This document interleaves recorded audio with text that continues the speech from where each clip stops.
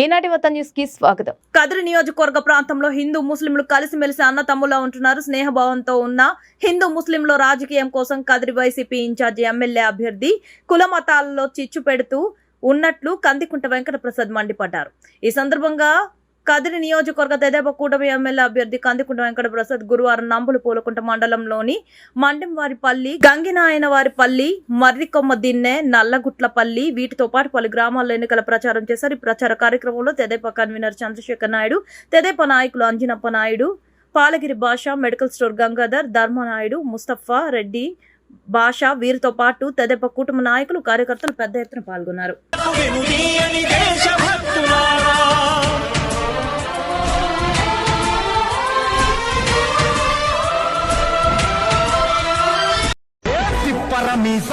ఇది ఆంధ్రుడి రోషం, రారమ్మని పిలుస్తోంది తెలుగుదేశం.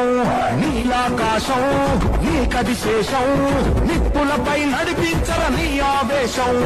పిడికిలిలో వింటారా బాబు షూరిటీ, భవిష్యత్తు గ్యారంటీ. బాబు షూరిటీ, భవిష్యత్తు గ్యారంటీ. మన బాబు షూరిటీ, భవిష్యత్తు గ్యారంటీ. ఈ రోజున ప్రచార కార్యక్రమంలో భాగంగా ఎన్పికుంట మండలంలో మరికొమ్మదిన్న గ్రామంలో ప్రచార కార్యక్రమం నిర్వహిస్తున్నాం. ఈ మరికొమ్మదిన్న గ్రామం పెద్ద ఎత్తున మైనార్టీలు నివసించేటువంటి గ్రామం. మరి ఈ రోజున ఎన్నికల బరిలో ఉన్నటువంటి అభ్యర్థి వైఎస్ఆర్సీపీ పార్టీ తరఫున ఒక దుష్ప్రచారం చేస్తున్నాం. ఎన్ఆర్సీ, సిఏఏ ఇవి అమలు చేస్తూ మన ఆస్తులు లాక్కొని, అంటే మైనార్టీల ఆస్తులు లాక్కొని దేశం వదిలించేటువంటి పరిస్థితులకి ప్రభుత్వాలు ఉంటాయని చెప్పేసి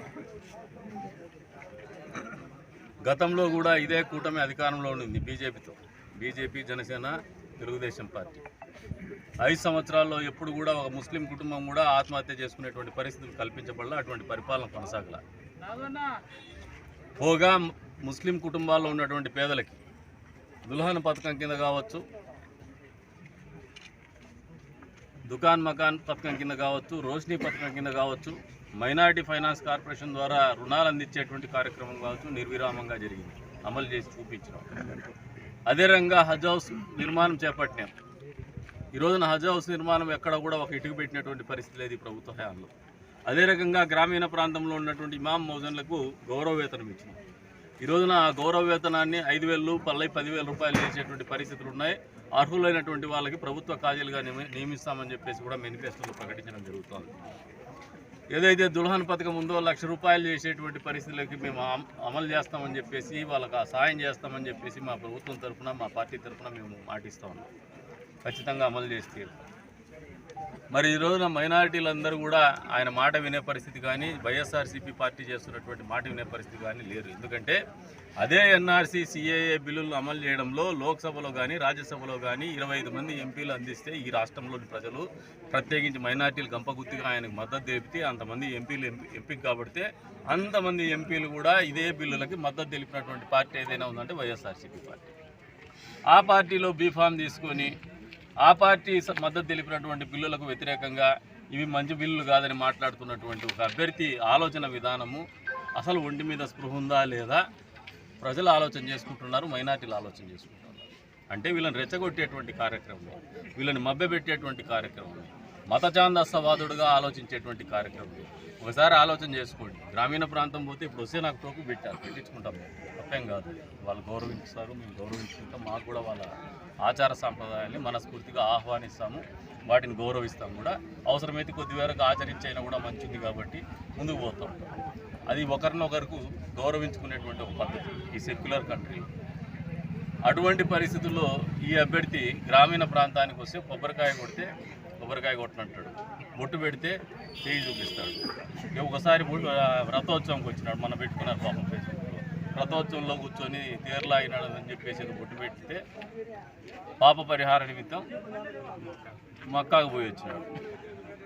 ఇటువంటి వ్యక్తులు ఈ సమాజానికి అవసరమా? ఆలోచన చేసుకోమంటుంట సమాజం, ప్రత్యేకించి మైనారిటీలు ఆలోచన చేసుకోండి. ఇదే మరికొమ్మదిన్నె గ్రామంలో గతంలో ఒకసారి పీర్ల పండుగ సందర్భంగా అల్లర్లు చెలరేగేటువంటి పరిస్థితి ఉంటే మేము కట్టడి చేసినాం. ఈ ప్రాంతంలో నిలబడి మరీ చెప్తాను, అటువంటి ఘటనలు జరగకుండా మేము కాపాడుకున్నాం. అందరూ మా వాళ్ళనే భావం. అంతే స్థాయిలో కదిరిలో కూడా వినాయక నిమజ్జనం ఏదైతే టెన్షన్ వాతావరణం ఉండేదో ఈ రోజున అందరూ కలిసి ప్రశాంతంగా గణేష్ నిమజ్జనము ఉత్సవాలు జరుపుకునేటువంటి పరిస్థితుల్లో హిందూ ముస్లింలు అందరూ కలిసి బతుకుతున్నారు. అక్కడ ఇటువంటి పరిస్థితులు ఉన్నటువంటి ఈ నియోజకవర్గంలో మత ఛాందసవాదులు ఎన్నిక కాబడితే వాళ్ళ అవసరాల కోసం మాట్లాడేటువంటి మాటలు ప్రజల్ని ఏమార్చేటువంటి ప్రయత్నము, తద్వారా ఎన్నికల్లో లబ్ధి పొందాలనే ఆలోచన ఏమాత్రం నెరవేరదు. ఎందుకంటే ముస్లిం సమాజం చాలా చైతన్యవంతమైనటువంటి సమాజం, చాలా బాధ్యతగా ఆలోచన చేసేటువంటి సమాజం ఈ నియోజకవర్గం. కాబట్టే చెప్తున్నాను, ఏమారు వాళ్ళు ఈసారి తెలుగుదేశం పార్టీని కానీ బీజేపీ జనసేన కూటమిని కానీ గెలిపించేటువంటి పరిస్థితుల్లో అత్యధికమైనటువంటి మెజార్టీతో ఒక గెలుపుని అందించబోతున్నారు.